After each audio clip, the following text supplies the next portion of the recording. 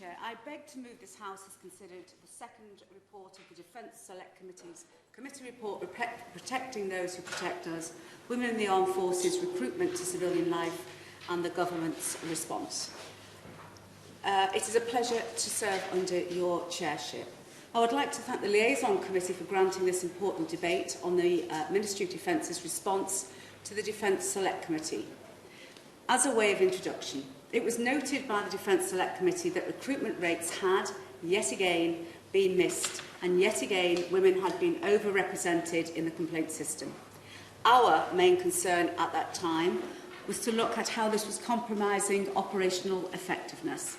Our main concern that the Defence Select Committee had was to look at how this was impacting on the British military. So we agreed to look into the way that this was happening, and as an ex-servicewoman myself, I agreed to chair that subcommittee. As a veteran, I also wanted to extend the scope of this inquiry to explore what challenges our female veterans face, given the limited information available on this topic area.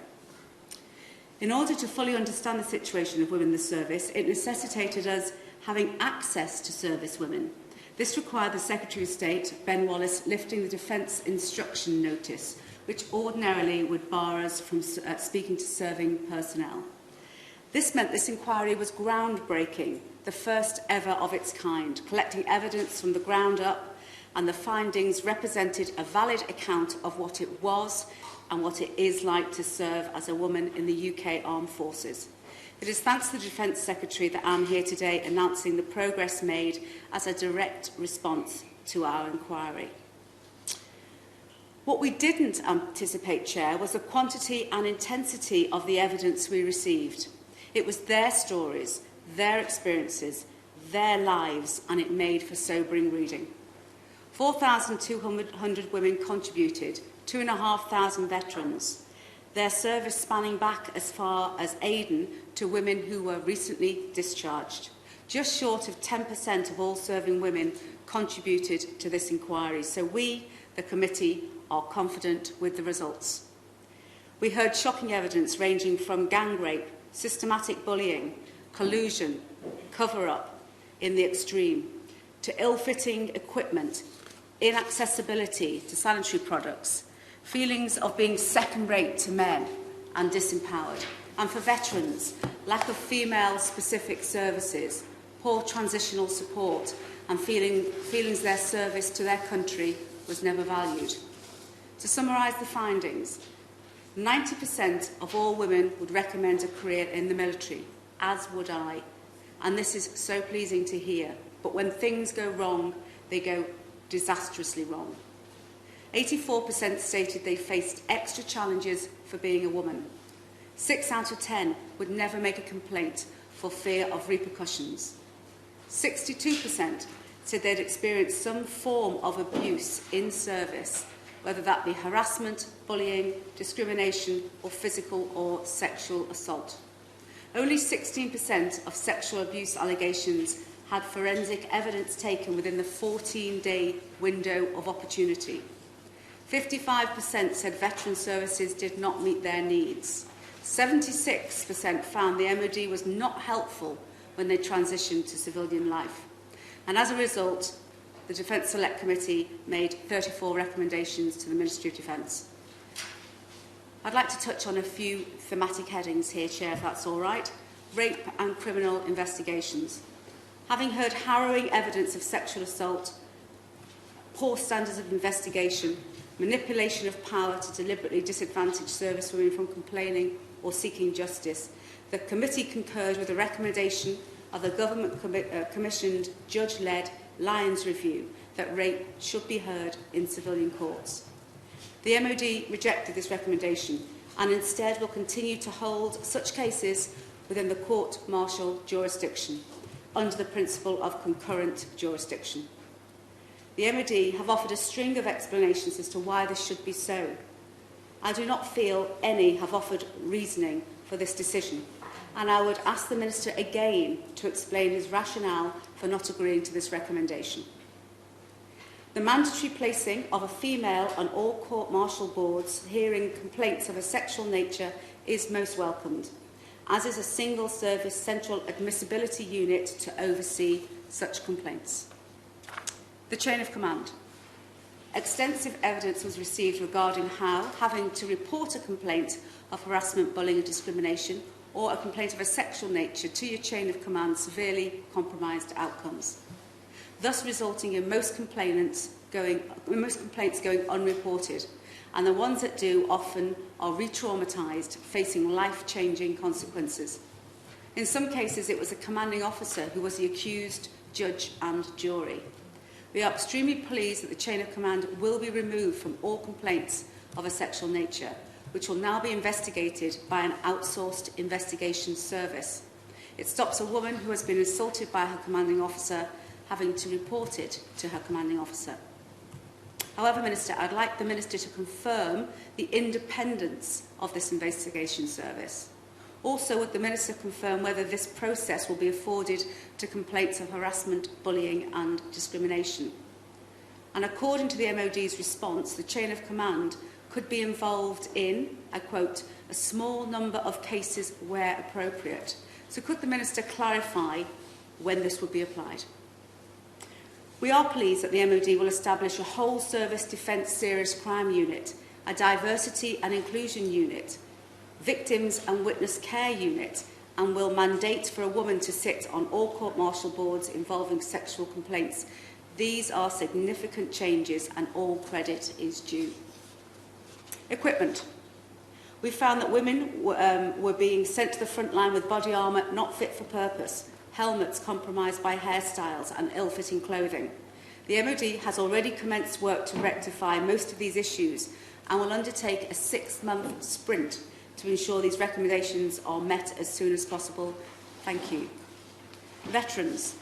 Despite 59% of respondents being veterans, with concerns ranging from a lack of specific female veteran services, particularly relating to PTSD following sexual assault and incidents of abuse, and the inappropriateness of male-focused transition services, the MOD's response we felt was rather weak, signposting us to a veterans strategy due to be announced next week. Now, I look forward to reviewing this strategy in relation to these recommendations made in the inquiry and hope that it captures specific women's issues. I would also like to highlight that the services offered under Op Courage is via NHS England only, and a disparity remains between accessibility and availability of services to veterans living in devolved nations, including many of those in my own constituency of Wrexham. Measuring success. The MOD, by way of acknowledging there are problems, which they already knew, has already introduced initiatives like the mandatory bystander training, the bullying, harassment, discrimination helpline. Whilst our evidence suggested women were generally aware of these services, it made little to no positive impact on the ground.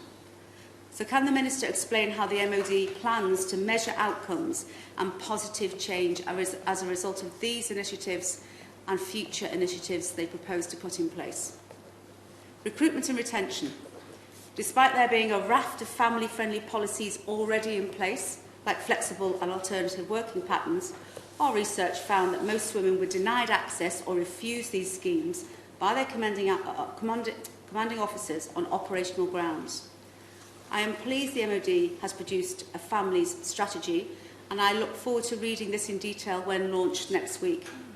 However, a victims' charter is already in place, which informs servicewomen about their rights to take a criminal complaint to the civilian courts. However, no one we engaged with was aware of this charter or their rights. So I'd like to ask the Minister how the MOD intends to ensure servicewomen are to be made aware of these options and rights, and how will the uptake be monitored? Now, I applaud the MOD's ambitious target of 30% servicewomen by 2030. This will give people like myself a basis in which to scrutinise and hold the MOD to account. But it does show true commitment by ministers and the Secretary of State to servicewomen going forward. Culture and leadership. Our evidence uncovered a culture of collusion, cover-up, manipulation, where intimidation and abuse of power was all too common.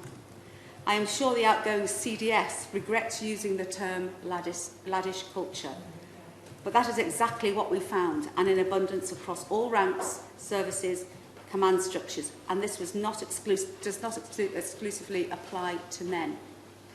We are pleased the MOD will undertake a pan-service culture audit, Defence Positive Action Plan, personal experience training, review of selection, education and training of Lieutenant Colonel ranks and above, with a clear consequence for those who act unacceptably, with underperforming officers having citations placed on their personal records, and a strengthened procedure to make it easier to dismiss perpetrators of sexual assault.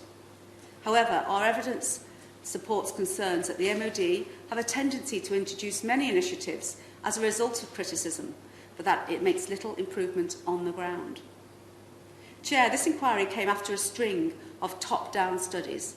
The Lyons Review, Wigston, Gray, and latterly the Henricas. There was significant overlap with these reports, but it was not until this inquiry, giving servicewomen and veterans a platform in which to have their voice heard, has the MOD taken action. It has been a catalyst for change.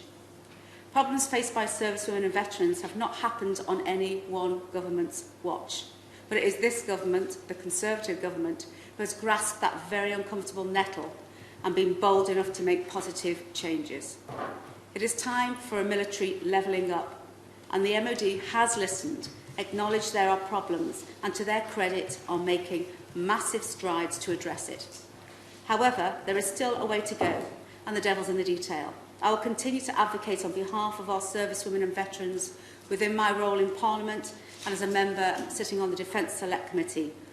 The Defence Select Committee will undertake a review in a year's time. Now, I'd like to thank all members of the Defence Select Committee for their involvement and commitment. This 18-month inquiry has at times been harrowing and required resilience. I would specifically like to thank Lucy Aurora, Committee Specialist, and my researcher, Rachel Barley. Between us, we have heard and read all 4,200 pieces of evidence. However, the people who have made this happen, who have made the MOD listen, acknowledged and addressed the suboptimal elements of military life, are all the women who contributed. It is you that has made this possible, you that has improved the lives for current and future generations of service women, and for this I thank you.